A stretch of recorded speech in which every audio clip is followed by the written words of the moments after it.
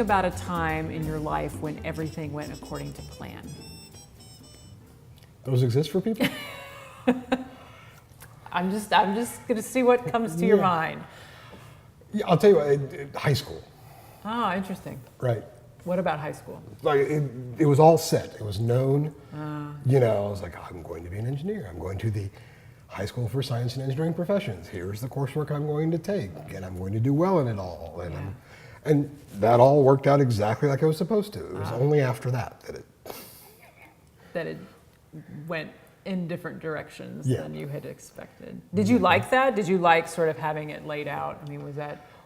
Actually, yeah, because there was a path. And there were milestones on that path, and you could check them off, and you go, yep, I did that I was supposed to do, and I did that, and I did it right. And then and in college, there's much of that, but less. Right. The other side of that question is a time when either you had a plan and the plan went awry, or you didn't have a plan going into it. A time in your life when that was the case. Yeah.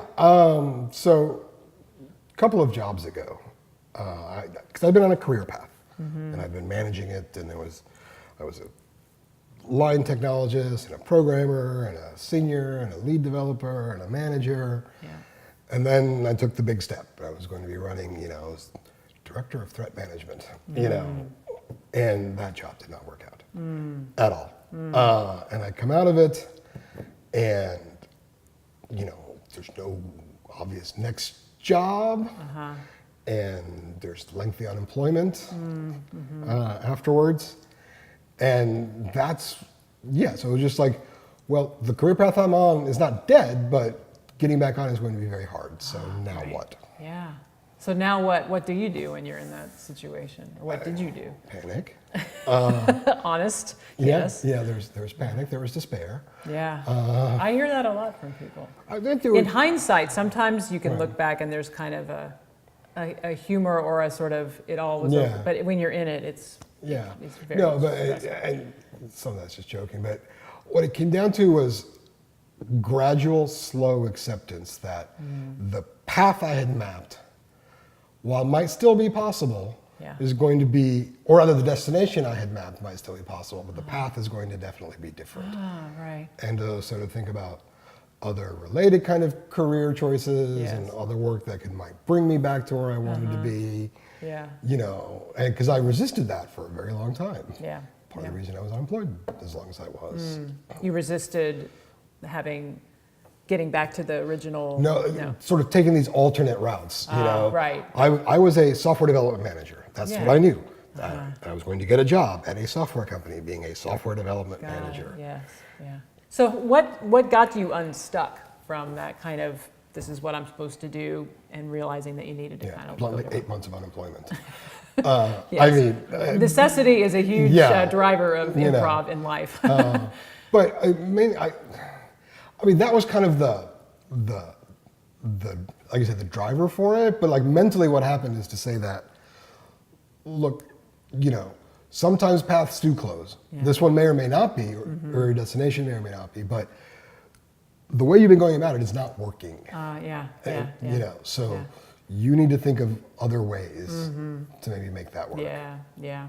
In improv, we talk about sort of the importance of really seeing the world as it is. And when you're with somebody on stage, you in order to respond to what they're offering, you need to be paying attention to what things really are. And I find that so many people that I talk to about this stuff, what gets in their way of being able to move forward is they still are, it's either denial or they're not willing to see that this is not working anymore, and so they just keep spinning their wheels, you know.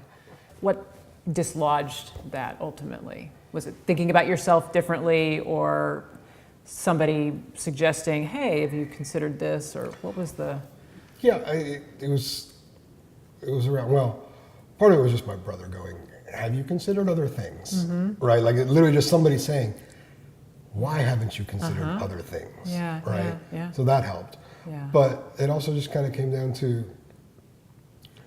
me asking myself, why does that still have to be the path or destination? Right? Yeah. Like I said, it was comfort level. Yeah. It was a comfort zone. It was like, well, I do that. I've done that. Yeah. I know that. Right. Is it fair to say, and you can tell me no if it's not, that experience of being sort of disoriented and needing to find a new path has maybe equipped you or helped you, like now you're in a place where you're like, something new, bring it on? Or does it feel like just something that was a burden at the time and you just as soon not have gone through it? No, so I mean, it certainly makes me better equipped now, right? Yeah.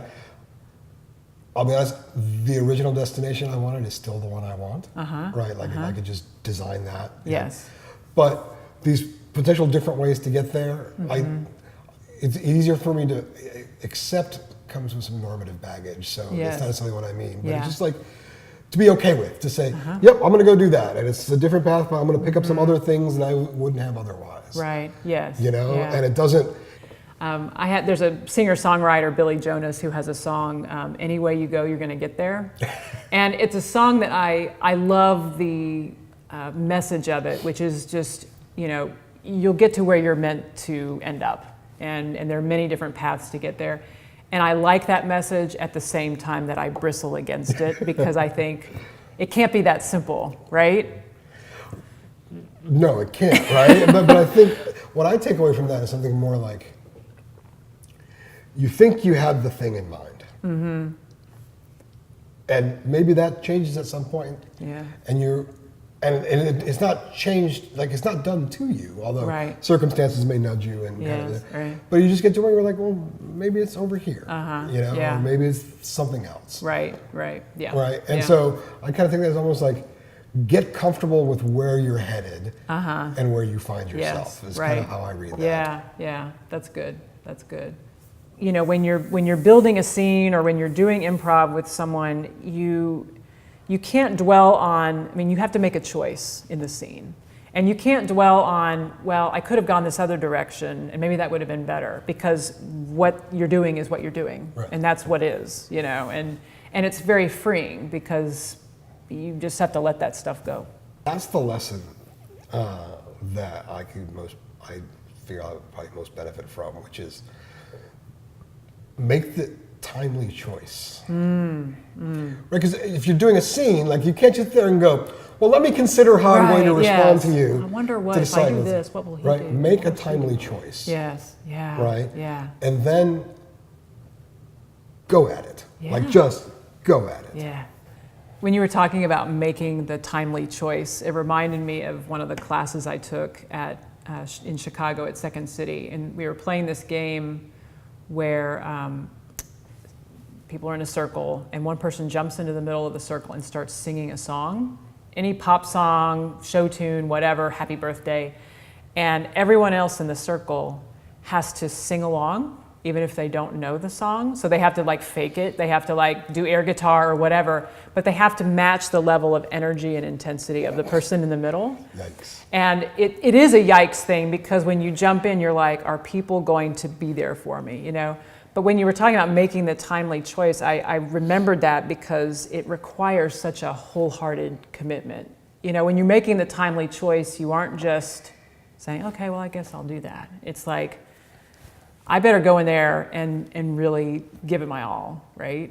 You haven't made the choice if you're still pondering the other ones you could have made. Right, yeah. Yeah. So, people talk about fake it till you make it. And so what that for me means is it's simply, once you've made that choice, you just gotta do what that choice requires of you. Right. Yes. Right. Yeah. And not hedge your bets or half-hearted. You just right. Yes. And so that jumping into the middle and trusting that they're going to be there for you, and even if they aren't, you're still supposed to sing with your whole heart. Right. And make it work somehow it's very scary, but it's also liberating, and learning those skills has helped me do that in my life.